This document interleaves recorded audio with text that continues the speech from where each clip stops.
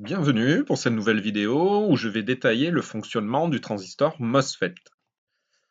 Au menu, les principes de fonctionnement avec de nombreuses animations, les points forts et les points faibles de cette technologie, et enfin une étude détaillée du comportement en commutation. MOSFET, eh bien, ça signifie métal oxyde semi-conducteur, et ensuite FET pour transistor à effet de champ. L'oxyde étant un isolant, certains parlent d'ailleurs de transistor à grille isolée. Voici la constitution interne du transistor avec la partie semi-conducteur et les trois zones dopées différemment. Une association NPN, mais qui va fonctionner complètement différemment du transistor bipolaire du même nom. Alors pourquoi? Eh bien parce que dans la zone P du milieu est placé le fameux isolant, c'est-à-dire l'oxyde, et sur l'autre face de cet oxyde, du métal avec une électrode appelée grille ou gate en anglais. Au-dessus, relié à la zone N, l'électrode de drain, et au-dessous, la broche appelée source. Petite feinte, elle est reliée à la zone N et empiète un peu sur la région P, j'en parlerai tout à l'heure. Voici le symbole électrique avec les trois pattes et leur nom. On remarquera que la grille ne touche pas la partie de droite, c'est fait exprès pour bien montrer le côté séparé par l'isolant. Au milieu, une flèche qui montre le sens des électrons dans la structure interne. Et notamment le petit trait au bout de la flèche que l'on va appeler canal. Ce canal va transformer la région P en N et c'est pour ça que ce symbole montre un transistor dit à canal N. Comme pour les transistors classiques, il y a des NPN et des PNP. Ici aussi, on peut partir d'une structure PNP, et dans ce cas, le canal du milieu sera de type P. On remarquera que le symbole le montre avec la flèche dans l'autre sens, fonctionnement global semblable, mais avec des grandeurs inversées. Pour la suite, je vais prendre le canal N, c'est juste parce que c'est plus facile à expliquer avec des grandeurs positives. Alors, commençons par dessiner la structure à plat. On remarquera deux jonctions PN assemblées tête-bêche. Et donc impossible pour un courant de traverser. Dans ce sens, possible à gauche, mais pas possible à droite. Dans l'autre sens, c'est possible à droite, mais pas possible à gauche. Pour qu'il se passe quelque chose, il faut rajouter la broche de grille. C'est celle qui est isolée du semi-conducteur par l'oxyde. Ensuite, il faut appliquer une polarisation avec une source de tension extérieure, le plus au niveau de la grille. Comme elle est isolée, aucun courant ne peut traverser, la zone se comporte comme un condensateur, et donc présence d'un champ électrique E.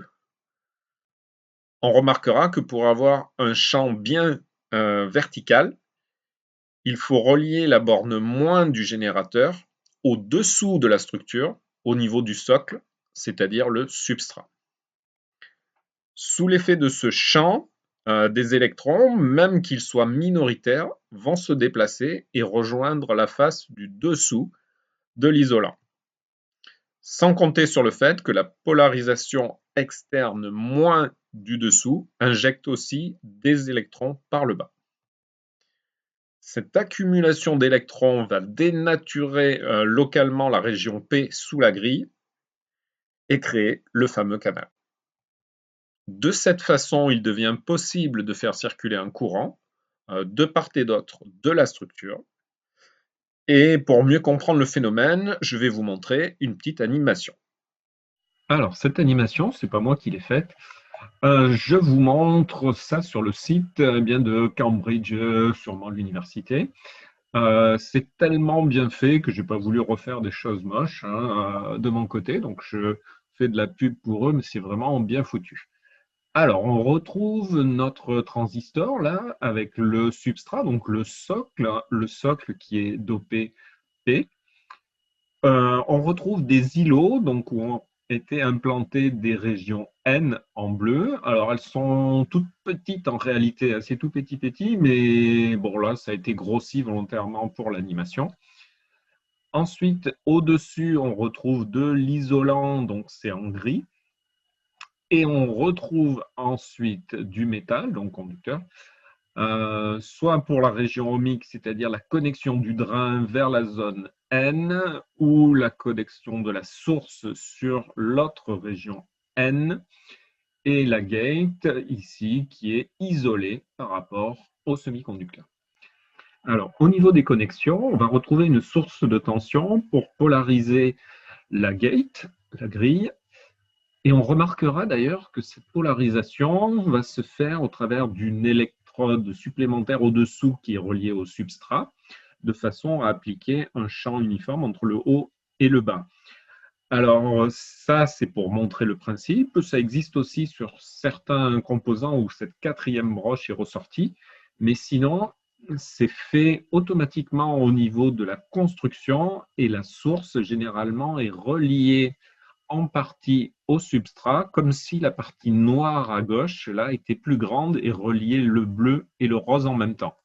C'est ce qu'on voit quand on regarde le symbole du composant d'ailleurs, puisque cette liaison entre la source et le substrat au-dessous, là, c'est ce petit coude au niveau du dessin, et ensuite qui va sur la flèche qui va montrer le sens de déplacement des électrons pour former le canal, c'est-à-dire le petit trait matérialisé au-dessus. Voilà, je remets la constitution, ce sera mieux pour expliquer. Ensuite, on va retrouver une polarisation sur eh bien, le transistor proprement dit, c'est-à-dire entre le drain et la source. Alors, je commence tout simplement en appliquant une petite tension sur la grille.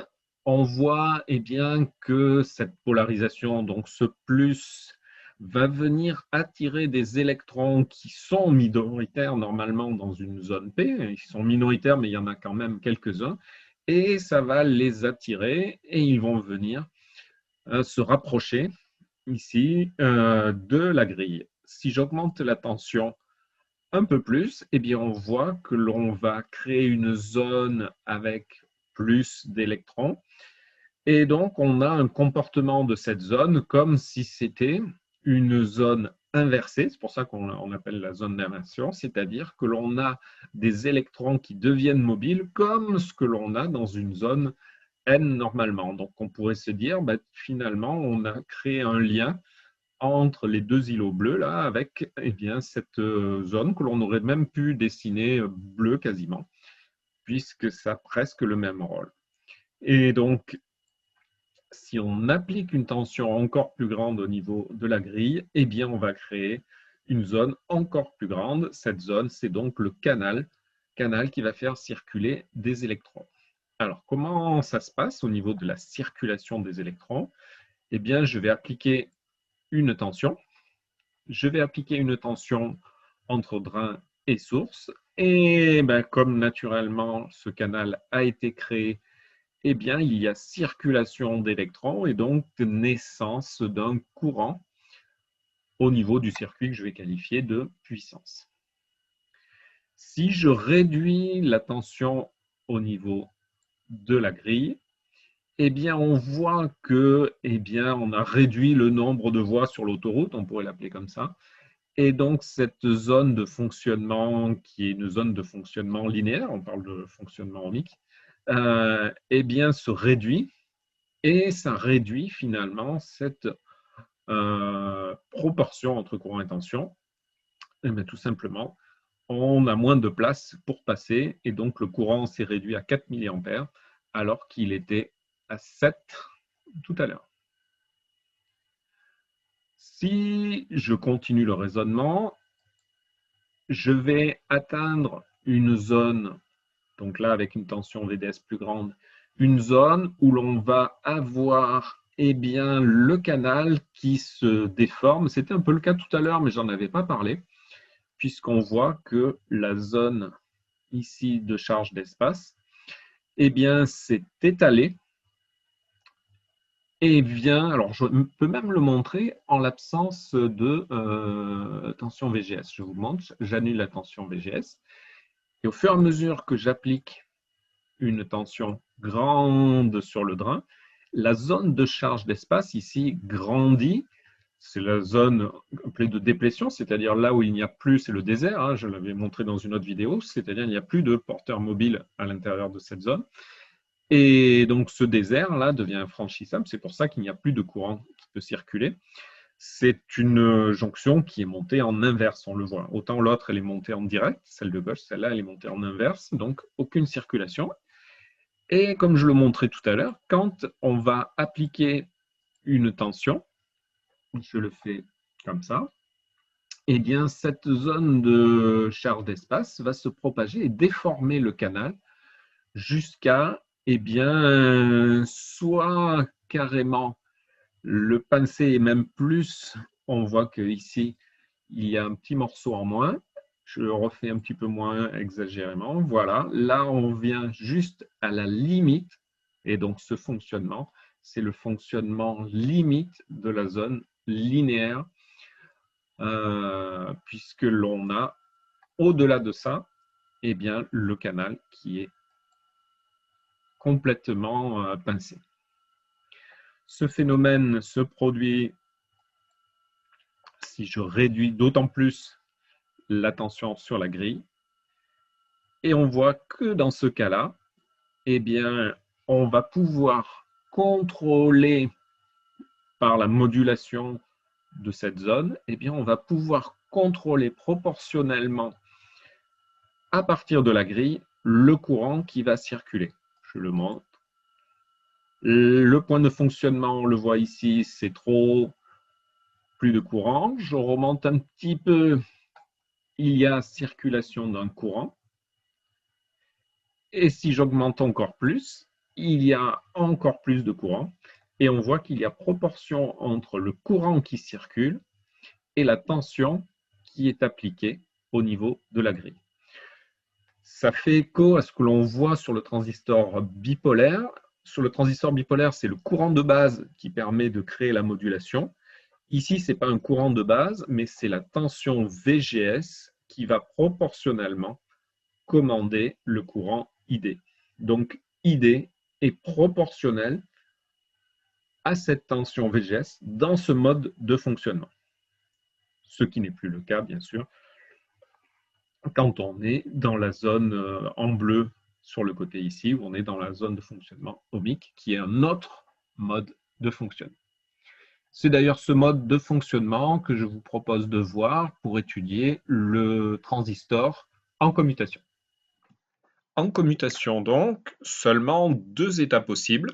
Soit le transistor est passant, alors un courant ID circule et la tension VDS est très faible, idéalement 0. Pour cela, il faut appliquer une tension de grille VGS positive.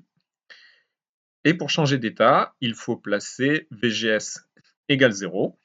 Je dis bien 0, car si on ne fait que de déconnecter la grille, les charges plus restent, comme avec un condensateur chargé, et cela maintient la conduction.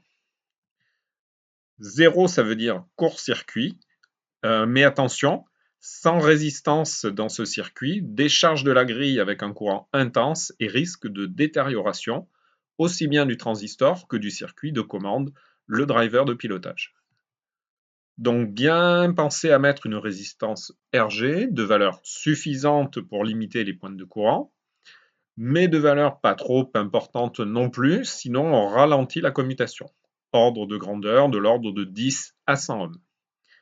Important, l'existence du courant IG est uniquement transitoire et ne peut pas faire oublier le fait que l'énorme point fort du transistor MOS, c'est que sa grille est isolée, et donc aucun courant en dehors des transitoires, et donc aucune puissance à fournir par le circuit de commande pour maintenir la conduction.